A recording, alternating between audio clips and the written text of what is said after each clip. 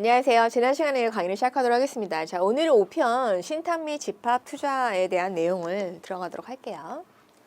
자, 1번 신탁에 대한 내용으로 틀린 것은 먼저 개론적인 부분을 좀 설명을 좀 드리도록 할게요. 자, 위탁자는 고객이 되는 거죠. 위탁자가 은행으로 옵니다. 은행으로 와서 돈이나 혹은 재산을 맡기는 거죠. 이렇게 맡기는 곳, 이거를 우리가 수탁자다라고 얘기를 합니다. 그래서 은행일 수도 있고 뭐 신탁회사일 수도 있어요. 뭐 상관없고요. 어쨌든 수탁자가 되는 거고, 그렇게 되면 열심히 이제 굴리겠죠. 열심히 굴려가지고 수익을 냅니다. 그래서 수익자에게 그 수익을 주게 되는데, 수익자는 때로는 위탁자 본인일 수가 있어요. 위탁자 본인이 받을 수가 있고요. 이런 경우는 위탁자와 수익자가 같다라고 할 때는 우리가 자익신탁이다라고 얘기를 해요. 자익신탁이다라고 얘기를 하고요. 수익자가 다른 사람, 즉 제3자일 수가 있어요. 위탁자가 아닌 거죠. 제3자일 때는 타익신탁이다라고 얘기를 합니다. 예를 들어 이런 경우가 있겠죠. 이제 아버지가 있어요. 아버지가 아들이 둘이 있는 거예요. 큰 아들이 있고 첫째 아들이 있고 그 다음에 이제 둘째가 있습니다.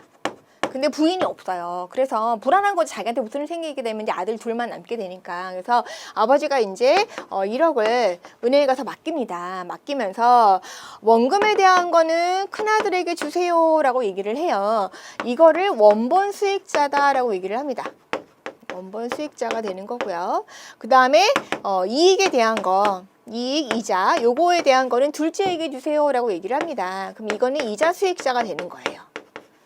이렇게 아버지가 위탁자고 자식들이 받는 거잖아요. 이렇게 되는 경우는 타익신탁이 되는 거겠죠. 그런데 이 아버지가 좀 잘 알아요. 그래서 은행에 지정을 하는 거, 이러이러한 식으로 운용을 해달라라고 지정을 하게 되면 1억에 대한 돈을 맡긴 거잖아요. 돈을 우리가 금전신탁이다라고 얘기를 하고요.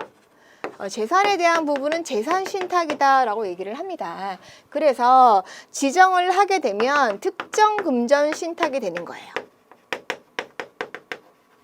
근데 이제 아버지가 잘 몰라요. 잘 모르니까 알아서 해주세요 라고 얘기해서 지정하지 않습니다. 그렇게 되면 불특정 금전신탁이 되는 거죠. 그래서 이렇게 전반적인 부분을 좀 설명을 드렸고요. 자, 그러면 이제 지문을 좀 보도록 할게요. 1번, 위탁자는 재산을 타인에게 맡겨 관리하게 하는 자이죠. 맞죠? 그리고 수탁자는 타인이 맡긴 재산을 형식상 소유하면서 관리, 운영, 처분하는 자이다. 이게 맞는 얘기죠.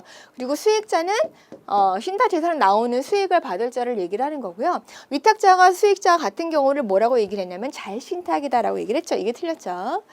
그리고 장부가 평가상품 원적 실적 배당 원칙에 반한다 라고 되는 겁니다. 그래서 틀린 부분은 4번이 되는 거예요. 자, 그러면 원본 보존이면서 장부가 평가상품, 그러니까 장부가 평가라는 얘기는 뭐냐면 정해져 있는 거예요. 정해져 있는 거, 이거 이제 반대되는 게 이제 시가가 되는 거죠. 시가는 계속 변하는 거예요. 계속 변하는 걸 얘기를 합니다. 그래서 원본 보존이면서 장부가 평가상품에 해당하는 금전신탁은 지금 현재는 없지만 예전에 팔았던 개인연금 신탁 요거 하나인 거죠. 근데 이거에 대한 얘기를 하는 이유는 아직도 입금이 들어오거나 운용을 해야 하기 때문에 지급을 한다거나 이렇게 해야 되기 때문에 이 부분에 대한 얘기를 하는 거고요. 그래서 이 개인연금 신탁지 장부가 평가 상품에 대한 내용을 우리가 간단하게 좀 보도록 하겠습니다. 그래서 신탁기간이라는 거는 적립기간과 연금지급기간을 합한 기간이다. 이건 연금 신탁이니까 내가 돈을 모은 다음에 나중에 연금으로 받는 거겠죠. 그래서 모으는 기간을 우리가 일반적으로 적립기간이다라고 얘기를 하고요. 나중에 연금을 수령하는 기간을 연금지급기간이다라고 얘기를 하는 거죠. 연금 지급. 그래서 요걸 합한 기간을 신탁 기간이라고 얘기를 하고요. 적립 기간은 10년 이상 연단이고요. 연금 지급은 5년 이상이 되는 겁니다. 5년 이상이 되고 언제부터 받기 시작을 하냐면 55세가 되는 때부터 그때부터 받기 시작을 해요. 근데 이 상품이 예전 상품이라고 말씀드렸잖아요. 특이한 게 뭐냐면 이자 소득세의 경우 전액 면제가 돼요. 그 얘기는 뭐냐면 세금이 없다는 얘기예요. 비과세예요. 세금만 없는 것이 아니라 얘는 또 소득 공개도 됐었어요. 사실 지금은 이렇게 두 가지 혜택이 다 주는 상품이 없거든요. 예전에는 이렇게 둘 다 줬었습니다. 둘 다 그런 혜택을 받았었다라고 아시면 되겠고요. 전 금융기관을 통해서 분기당 400만 원 이내가 아니라 300만 원 이내를 적립을 했죠. 분기당 한도가 있었어요. 300만 원 이런 식으로 된다. 그래서 틀린 거는 5번이 되는 거죠. 이게 이제 개인연금 신탁이라는 장부가 평가 상품에 대한 내용이고요. 이 다음에 판매가 됐던 것이 연금저축 신탁인데, 이 연금저축 신탁은 2017년 12월로 인해서 이제 판매는 중지가 되었지만, 그러나 어찌되었든 간에 아까 얘기한 대로 적립기간 그리고 연금 지급기간이라는 게 있잖아요. 그래서 아직도 돈이 들어오고 있고 운영이 되고 있기 때문에 여러분들이 아셔야 하는 내용입니다. 자, 이 상품은, 이 연금저축 신탁은 비과세가 아니에요. 그래서 이 경우에는 이제 연금 다른 부분에 대해서 혜택을 주게 되는데, 일반적으로 예전에는 소득공제라고 우리가 얘기를 했었는데 2014년 이후부터는 세액공제라고 얘기를 했죠. 세액공제 혜택을 줍니다. 그거에 대한 얘기를 먼저 좀 해드리도록 할게요. 연금저축 신탁을 가입을 하게 되면 세액공제 혜택을 주게 되는데, 이 세액공제 혜택은 내가 적립하는 동안, 아까 얘기를 했었죠. 적립기간과 연금 수령기간, 연금 지급기간이 다르다라고 말씀드렸잖아요. 그래서 그때 주는 혜택을 얘기를 합니다. 그래서 세액공제는 기본적으로 여러분이 12%가 기본이다라고 생각을 하시면 됩니다. 그런데 15%의 세액공제 혜택을 주는 경우가 있어요. 이 경우는 좀 소득이 많지 않은 사람에게 세금 부분에서 좀 혜택을 주는 거죠.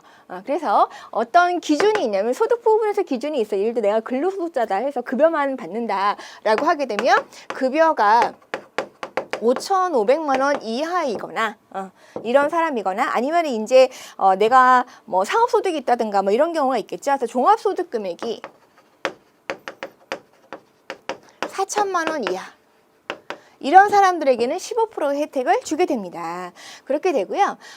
이 연금저축 신탁은요, 아까 우리가 장부가 평가 상품의 경우에는 분기당 한도가 있다라고 얘기를 했잖아요. 근데 얘는 분기당 한도는 없어요. 그래서 연간 한도만 있습니다. 그래서 적립 한도가 연간 1,800만 원이 되는 거거든요. 근데 이거 전체에 대한 혜택을 주는 것이 아니에요. 그래서 1년에 얼마까지 세액공제에 대한 혜택을 주냐면, 기본은 400만 원이에요. 400만 원에 12%가 되는 거죠. 그런데 소득에 따라서 300만 원만 세액공제 혜택을 주는 경우가 있고요. 연령에 따라서 600만 원 혜택을 주는 경우가 있습니다. 그래서 여러분은 이 두 가지를 기억을 하면 되겠죠. 이 두 가지를. 그래서 소득이 많은 경우에는 300만 원만 혜택을 주는 거예요. 소득이 많다는 얘기는 내가 급여만 받는다라고 했을 때 급여가 1억 2천이 넘는 경우, 이상인 경우, 혹은 이런 종합소득 금액이 이게 1억 이상인 경우, 이런 경우는 300만 원, 연령에 상관없이 300만 원까지만 혜택을 주는 거고요. 600만 원에 대한 부분은 연령에 따른 혜택입니다. 그래서 이거는 50세 이상. 50세 이상인 경우에 2020년 1월 적립분부터 혜택을 주게끔 되어 있어요. 그래서 이 50세 이상이다 하기는 좀 있으면 이제 내가 은퇴를 할 거 아니에요. 그럴 때 이게 연금이라는 상품이기 때문에 은퇴를 해서 노후에 좀 혜택을 받을 수 있게끔 해주기 위해서 나라가 주는 혜택이다라고 생각을 하시면 됩니다. 이렇게 된다라는 얘기고요. 제가 이제 적립기간하고 연금 지급기간 이런 식으로 얘기를 했잖아요. 그래서 낼 때는 세액공제를 받아요. 그러면 내가 연금을 지급하는 동안은 어찌됐든 연금을 내가 받는 거잖아요. 받을 때 연금 소득이라는 게 생기는 거잖아요. 그래서 연금 소득세에 대해서도 혜택을 줍니다. 근데 이 연금 소득세는 연령에 따라서 달라요. 그래서 실질적으로 연금이 시작되는 시간은 55세부터인데요. 55세부터 70세까지는 5.5%의 세금을 떼고요. 70세부터 80세까지는 4.4%. 가 되는 거고, 80세 이상부터는 3.3%의 세금을 연금소득세를 떼게 됩니다. 그리고 이제 이 계좌를 만들 때 내가 연금만 받는 것이 아니라 추가해가지고 나이가 들게 되면 아무래도 의료비를 많이 내게 되잖아요. 그래서 의료비 인출 계좌를 만들 수가 있어요. 그 인출 계좌에 대해서도 마찬가지로 이런 세금 혜택을 준다라고 생각을 하시면 되겠고요. 이제 원칙은 연금을 받아야 되는 게 목적의 상품인데, 중간에 내가 그냥 중도 인출을 해버리, 적립하는 기간 동안 중도 인출을 하는 거예요. 이렇게 하게 되면 원래 목적과 다른 행동을 하게 되는 거니까 페널티의 형식으로 세액공제된 거를 다 토해내게끔 기타 소득세로 16.5%를 뗍니다. 그렇게 된다라는 걸 좀 기억하시면 될 것 같아요. 자, 그러면 이제 지문을 보면서 하나씩 보도록 할게요. 1번, 연금 소득세는 연령별 찾는데 제가 방금 얘기했죠. 그래서 5.5, 3.3%까지 예, 이렇게 되는 거 맞고요. 의료비 인출 시에는 여기에 제가 이제 의료비 인출 계좌를 만들 수 있다라고 얘기를 했잖아요. 그럴 때는 기타 소득세가 아니라 뭐가 되는 거예요? 똑같이 5.1, 3.3으로 가능하게 되는 거죠. 이게 틀린 거죠. 2번이 틀린 거고요. 그 다음에 종합과세 신고 대상은 사적연금 소득이 연간 1,200만 원을 초과한 경우이다라고 얘기를 하는데요. 지금 여기 나와 있는 연금저축 신탁이 바로 사적연금이 되는 거고요. 이것뿐만이 아니라 우리가 이제 퇴직연금이라고 해가지고 가입을 할 때 내가 IRP나 DC의 경우에는 그럴 때는 이제 1년에 300만 원까지 추가해가지고 또 세액공제 혜택을 줘요. 이제 그렇게 되는 거를 우리가 사적연금이다라고 얘기하는데 이렇게 가입을 하고 난 다음에 나중에 연금을 받을 때 그 연금 소득에 대한 부분이 연간 1,200만 원을 초과하게 되면 1,200만 원이 안 될 때는 이런 식으로 분리과세를 하지만 초과하게 되면 그때 종합과세에 합쳐진다라는 얘기가 되는 겁니다. 요거는 맞는 얘기고요. 적립한도 아까 연간 1,800만 원이라고 말씀드렸죠? 폐지되었고요. 나머지는 맞습니다. 자, 그러면 특정 금전 신탁 앞에서 얘기를 했었죠. 그래서 위탁자가 단독으로 지정을 하는 거잖아요. 그래서 단독 운용 또는 위탁자 맞춤형 투자 당연히 가능하죠. 가능하고 신탁기간 제한 없고요. 분리과세 일반과세 전환 가능합니다. 실질과세 대상이다 이 얘기는 뭐냐면 도관이동 이라고 제가 이제 기본서에서 얘기를 했었는데 쉽게 말하면 이런 거예요. 어떤 분이 와가지고 A라는 분이 100억을 맡겼어요. 100억을 맡기면서 지정을 하는 거예요. 지정을 하는데 어떻게 지정을 하냐면 30억은 주식에 투자해 주세요 라고 얘기를 하는 거고요. 나머지 30억은 채권에 투자해 주세요. 그리고 나머지 40억은 부동산에 투자해 주세요. 이렇게 할 수 있겠죠? 이렇게 얘기를 하는 겁니다. 그러면 각각별로 세금이 달라지는 거잖아요. 주식에 대해서는 뭐 매매세 비과세일 수도 있고요. 그 다음에 채권에 대해서는 이자 소득세 형식을 낸다든가, 부동산에 대해서는 뭐 임대 소득을 만약 하게 된다라고 하게 되면 뭐 사업소득이 되는 임대 사업소득이 되는 거고, 아니면 매매차익을 보게 되면 뭐 양도 소득세가 되는 거겠죠. 이런 식으로 이제 각각 받게 되는 거, 이걸 실질과세 대상이라고 얘기를 하고요. 이 이론이 도관 이론이다라고 말씀을 드렸었어요. 특별 판매 대상인 거 맞고요. 그래서 틀린 거는 이거. 분리과세 3번이죠. 분리과세 일반과세 전환 가능하다라는 얘기입니다. 자, 그러면 여기까지가 신탁이었고요. 이제부터 집합투자에 대한 얘기를 할 거예요. 펀드 자산을 보관, 관리하고 자산운용회사의 펀드 운용을 감시하는 역할을 하는 회사로서 집합투자 당사자는 하고 얘기했는데, 이제 용어가 달라요. 법이 다르다 보니까 용어가 다르게 되는데, 아까는 위탁자였잖아요. 위탁자였는데 이 경우는 어떻게 되냐면 투자자가 되는 거죠. 투자자가 되는 거죠. 투자자가 자 판매회사가 판매하는 펀드에 가입을 하는 거죠. 펀드에 가입을 하는 거예요. 펀드에 가입을 하게 되면 그러면 이때 돈을 내겠죠. 펀드에 가입을 하게 되면 돈을 낼 테니까. 그러면 이 돈을 어디다가 맡기냐면 판매회사가 갖고 있는 것이 아니라 수탁회사가 돈을 가지고 있어요. 돈을 가지고 있게 되는데 대체로 수탁회사는 우리가 이제 주로 은행들이 많고요. 수탁회사가 갖고 있게 되고, 그 다음에 이거를 갖다 펀드를 어찌됐든 운용을 해야 될 거 아니에요. 그래서 그 운용 지시를 내리는 거는 자산운용회사가 되는 거죠. 아마 펀드 매니저가 내리겠죠. 그래서 자산운용회사가 운용지시를 수탁회사에 내리게 되면 그러면 이제 운용을 하게 되는 거고요. 이렇게 해서 그 이득에 대한 부분을 다시 투자자에게 돌려주게 되는 거죠. 이게 바로 집합투자 이렇게 된다라는 얘기입니다. 그럼 이 중에서 펀드 재산을 보관하고 관리하고, 맞죠? 자산운용회사의 펀드 운용 감시하는 역할을 하는 회사는 어떤 회사가 되는 거예요? 수탁회사가 되는 거죠. 수탁회사이다. 자, 그럼 7번을 보도록 하겠습니다. 다음 중 환매금지형 집합투자기구로 설정 성립해야 되는 대상은 무엇인가 라고 했는데요. 환매금지라는 얘기는 이제 돈을 넣었는데 이제 그거를 자유롭게 뺄 수가 없다라는 얘기인데, 이렇게 하게 되는 건 주로 부동산. 부동산은 워낙 금액도 크고 그리고 이동성이 별로 없잖아요. 이제 그렇기 때문에 부동산의 경우가 들어가고요. 그리고 혼합자산 여러 개가 섞여 있는 거죠. 그리고 특별자산. 이런 것이 해당이 됩니다. 그래서 답은 4번 혼합자산이 되는데요. 이제 그거 말고 뭐 상장지수 집합투자기구다라고 하게 되면 이거 ETF라고 얘기를 해요. 그래서 이제 지수를 주식처럼 거래하는 거 이런 걸 얘기를 하는 거고요. 단기금융집합투자기구는 MMF라고 얘기를 하죠.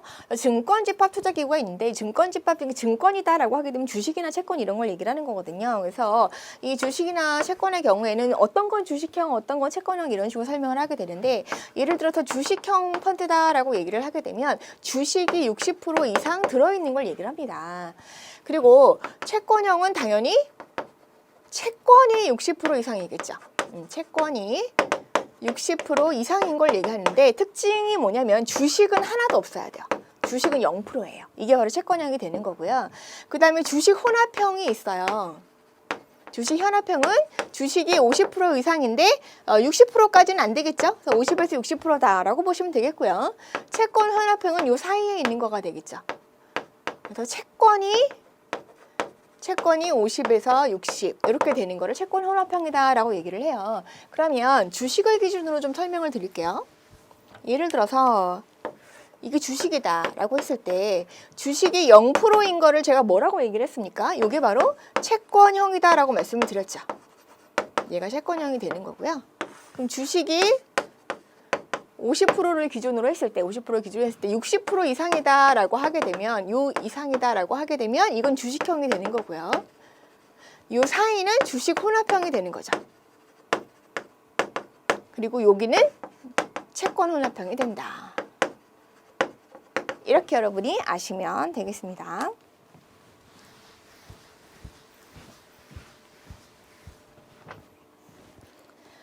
자, 그럼 8번을 보도록 할게요. 다음에 해당하는 특선 형태의 집합투자기구는 같은 집합투자기구인데요. 이름은 똑같아요. 그런데 거기에 판매 보수나 판매 수수료 이런 것들이 차이가 나니까 옆에 뒤에다가 클래스라고 붙이는 겁니다. 그래서 뭐 다 알 필요는 없고 많이 쓰는 클래스 A, B, C, D, E 정도만 알도록 하겠습니다. 그래서 A는 선치 수수료를 떼는 거를 클래스 A다라고 얘기를 하게 되고요. B는 후치 수수료를 떼는 거고요. C는 둘 다 합니다. 선치와 후치 둘 다 떼다 보니까 워낙 많이 떼는 거잖아요. 그래서 선치와 후치를 둘 다 안 떼는 거죠. 둘 다 안 떼다 보니까 보수가 커요. 보수가 크다라는 거고요. D의 경우는 모두 증거합니다. 선치와 후치 모두 증거한다라는 얘기고 E는 온라인이 되는 거죠. E는 온라인. 자, 이렇게 해서 클래스를 붙인다. 이렇게 붙이는 걸 뭐라고 얘기를 하냐면 종류형 집합투자기구다라고 얘기를 합니다.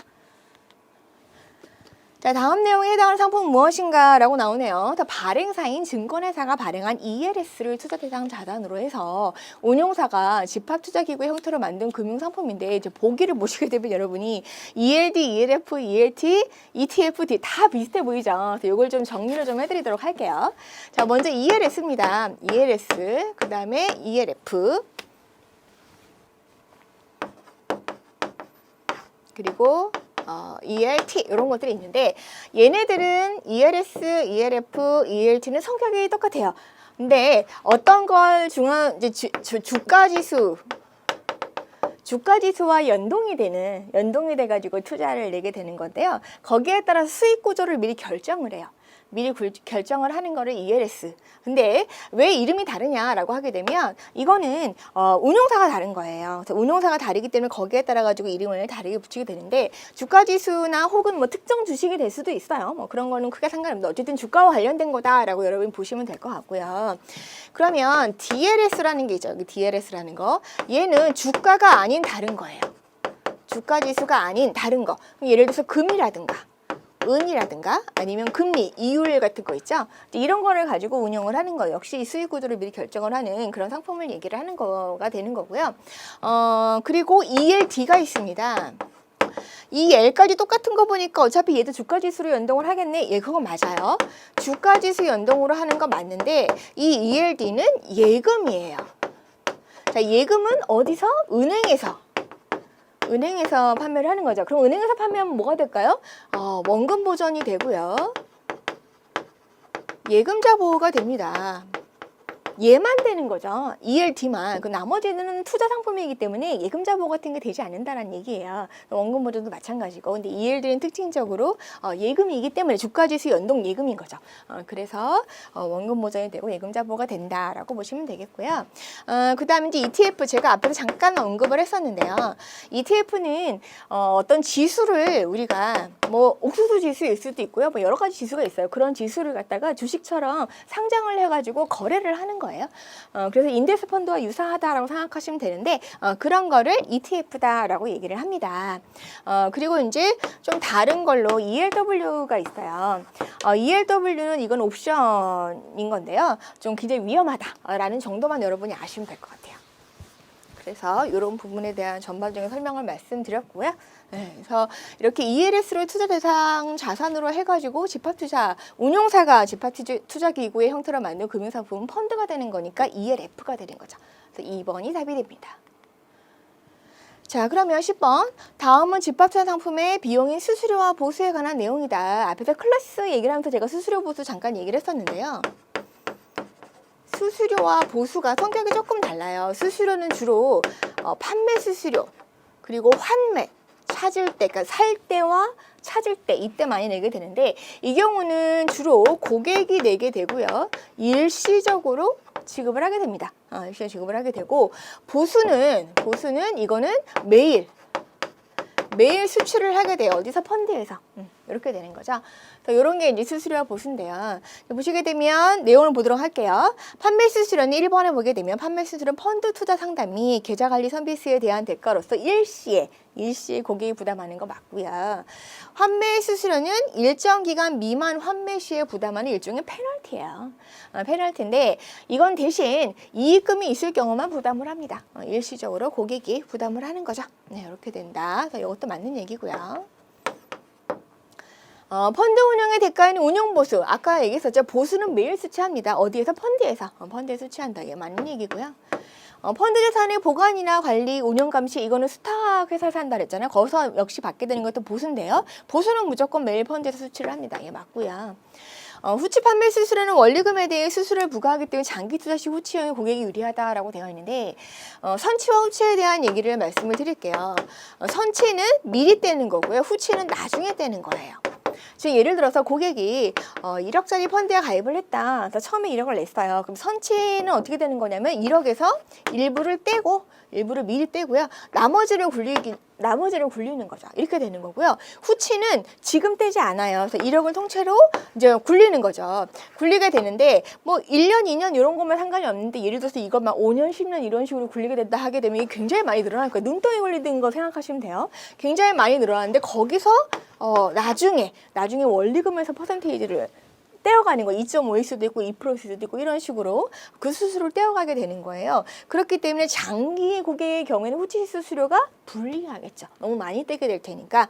그래서 장기 투자 시에는 도리어 선치형이 고객에게 유리한데 5번의 경우는 후치형이다라고 했으니까 틀린 거죠. 그래서 장기 투자 시에는 선치형이 고객에게 유리합니다. 자, 11번. 어쨌든 집합투자 상품은 투자 상품이에요. 그렇기 때문에 판매 과정을 굉장히 잘 지켜야 되는데 먼저 고객이 왔어요. 투자자가 오게 되면 투자자가 이 상품을 왜 가입하려 하는가, 어떤 목표로, 어느 만큼을, 그래서 이 사람의 성향은 어떻고 이런 것들을 미리 정보를 좀 파악을 해야 되겠죠. 그리고 나서 이 사람이 안정을 추구하는 형인지 아니면 공격적으로 투자를 하려고 하는지 그런 투자자의 유형을 좀 분류를 해야 되고요. 그 유형에 맞는 투자자에게 적합한 펀드를 선정을 해서 그 펀드에 대한 설명을 해줘야 되겠죠. 이러이러한 펀드인데 괜찮겠냐라고 투자자 의사를 확인한 다음에 오케이 해서 가입을 하게 되면 그때 사후 관리를 하는 거죠. 그래서 과정은 1번이 됩니다. 1번이 됩니다. 이런 식으로 되는 거다. 이렇게 지켜야 된다라는 얘기고요. 제가 방금 투자 유형 파악에 대한 얘기를 했었어요. 결국 위험 선호 투자 성향인데요. 이걸 위험 선호 순서대로 한번 나열한 걸 좀 보도록 하겠습니다. 이제 안정형의 경우는 원금 손실이 없었으면 좋겠는 거예요. 이런 경우가 안정형이 되고요. 근데 뭐 꼭 그러진 않아도 되는데 이왕이면 그랬으면 좋겠다라고 하는 게 안정 추구가 되는 거고요. 나는 그냥 중간이에요 라고 하게 되면 위험 중립형이 되는 거죠. 적극적으로 투자하겠다. 그래서 수익을 누리겠다 하게 되면 적극 투자형이 되는 거고요. 공격적으로 투자하겠다라고 하면 공격 투자형이 되는 거죠. 순서는 이렇게 됩니다. 위험 선호 순서는 1번이 되는 거죠. 안정형, 안정 추구, 위험 중립, 적극 투자, 공격 투자 이렇게 된다라는 얘기입니다.